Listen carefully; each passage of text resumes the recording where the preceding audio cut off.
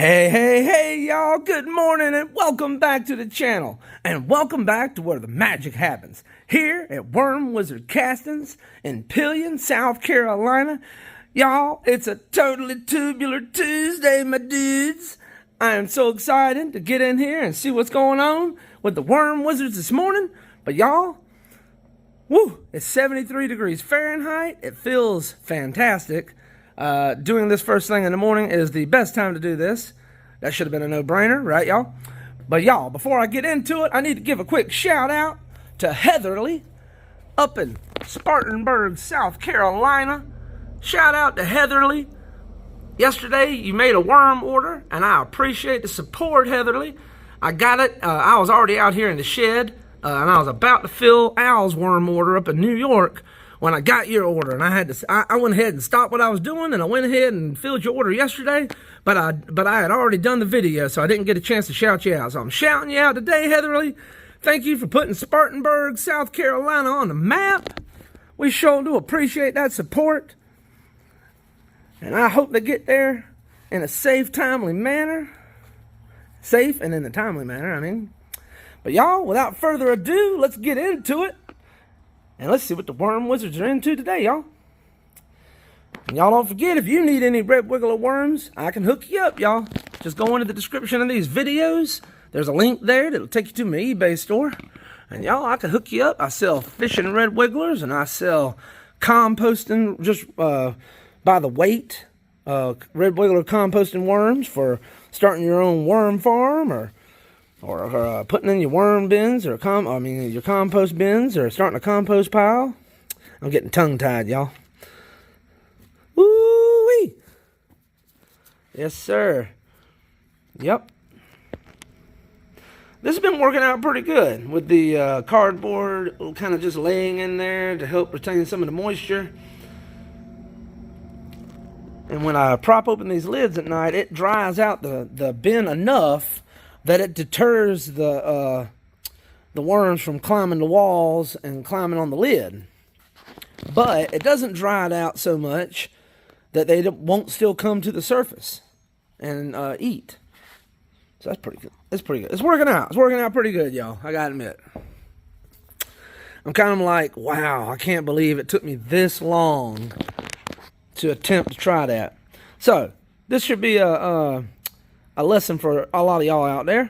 If you're thinking about trying something, but you've been on the fence about trying it because you don't know how, you're unsure about how it's going to work out, maybe you ought to just, take a leap of faith and try it and see what happens. Because you never know. Might be all right. Might be better than what you've been doing. You know what I'm saying? And you know what? I've been doing it. I've been leaving the lids closed. When I'm not out here checking the worms, I've been leaving the lids closed pretty much ever since I started. Now that I'm propping it open, this is a game changer, y'all. This is a game changer. And I didn't have to modify the bin. I didn't have to drill out these vent holes any. I didn't have to drill out, add any more holes. All I had to do was prop the lid open. Yep. And this is where, I can't, like I say, I know I'm rambling now, but I can't believe I've been doing this for going on 3 years now, and I'm just now propping the lids open, y'all. So my point is, don't be like me and wait 3 years to do something that you should have done 3 years ago. All right. Drop it in the comments below if you know what I mean. I know that was a lot of rambling, a lot of talking, but if you're picking up on what I'm putting down, let us know in the comments. Woo! Look at there.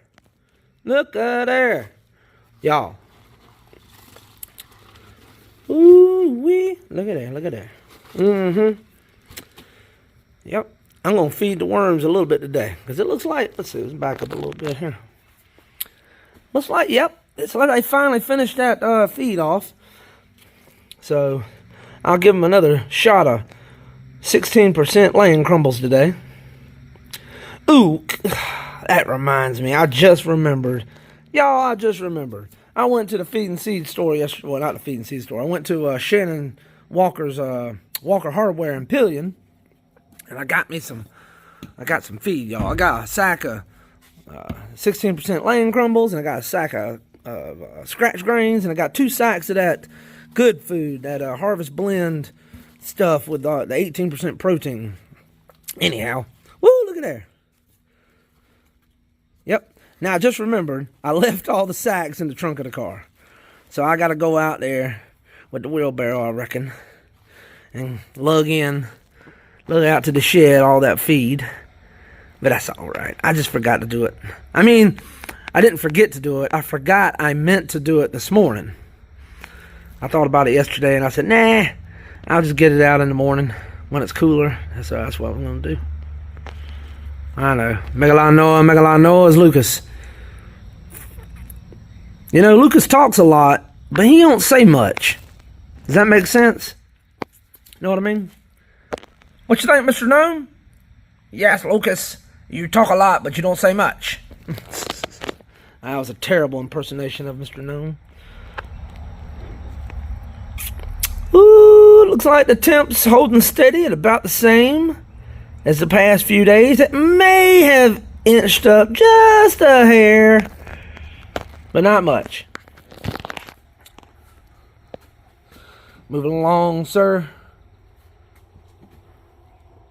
Moving along. Let's see. Oh, yeah. Look at all them worms. They're looking great. They finally finished, like I said, they finished the feed that I gave them. Yep. The bedding's good and moist, but not too wet. All right. Y'all hear that bird? I wonder what kind of bird that was.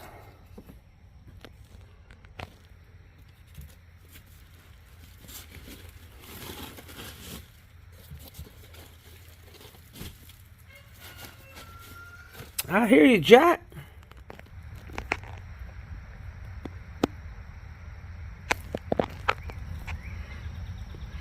Yes, sir. Anybody need some red wigglers? I can hook you up, y'all. I sure would appreciate that support. It's because of folks like y'all out there that we make ends meet. And I sure do appreciate it. If you need any worms or worm castings, I got quart bags and 1 gallon bag sizes of worm castings available. And I actually did drop the price on the worm castings. So they're a little cheaper now.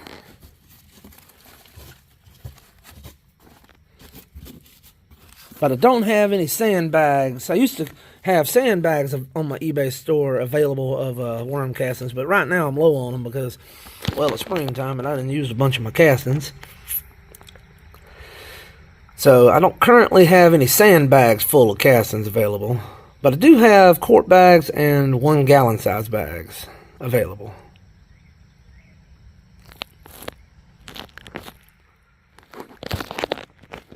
But hey, if you ain't interested in no red wigglers or castings or Japanese timber bamboo, but you still want to support the channel, all you got to do, y'all, is free. It's easy. All you got to do is subscribe to the channel, y'all. Like, share, and comment on the videos. Man, that's a great way to support the channel. That helps the YouTube algorithm pick up that you like it and other folks might like it too, and share it out there to more folks. And you know, we're trying to get to 2,500 subscribers. That's our next goal. And we're getting there. We're at 2,066 last I looked, y'all. And when we get to 2,500 subscribers, don't forget we're having a giveaway. I'm giving away 2 American Silver Eagles. That's right, 2 troy ounces of fine silver. Going to one of you lucky viewers, y'all. It's even going to be open to international viewers. So, y'all, it's free. Don't cost you nothing. And when we get there, I'm going to be giving out some free silver. And if we get there by or before July the 4th of this year, I'm going to add a little extra silver to the giveaway. More details to come on that. But let's get into it without further ado and get my hands dirty. And let's see what the worm wizards are squirming and worming about in here. Let's see here. We're going to pull back this a little bit. This bin here is the one I dug Al's fishing worms out of yesterday. And man, I got some nice fat ones out of here for him. I didn't realize I had such nice worms in here. I had some nice fat ones in here. So Al, you got a bunch of nice ones out of this bin. I dug deep and got the really big one, got the really big ones down in there. Yep. Yes, sir.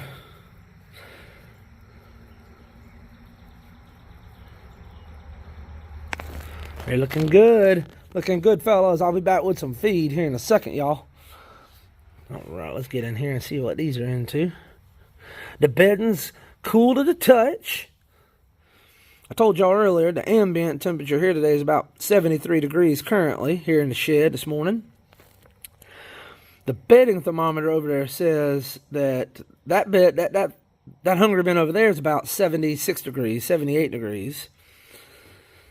So you would think that the bedding would be warmer to the touch than the ambient temperature, but it actually feels cool to me. Cool to the touch. So the worms got to be loving that.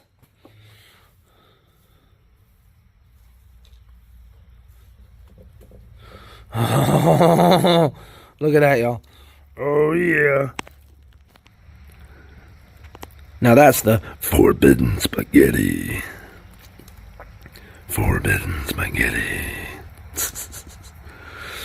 It's been a while since I did the forbidden spaghetti, y'all. Had to do it. Had to do it. I felt it coming on. I felt it coming on. All right, y'all. Woo! Oh, that's a squirming worm. That's a squirmy worm right there. Where'd he go? I could have swore I just saw him. Look at all them wormies.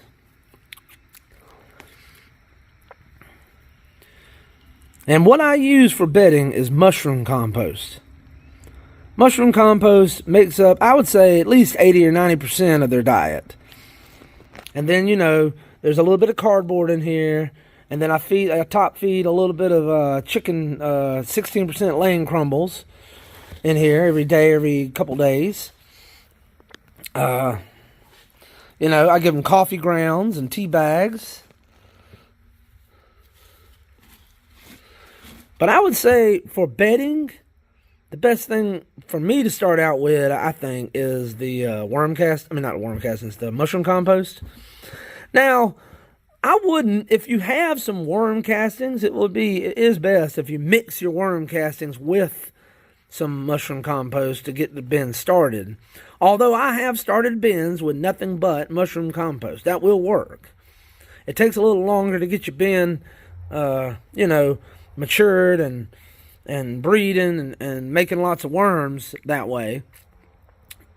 But anything you can do to help speed up your bedding's process, like adding some worm leachate, inoculating the soil, mixing in some bedding material or pre-composted material, you know, the worms will work with just straight mushroom compost, but the bin will mature quicker if you mix a little bit of worm castings with it. And when Dee told me, because I started this bin over here, I know, I'm talking a lot, y'all.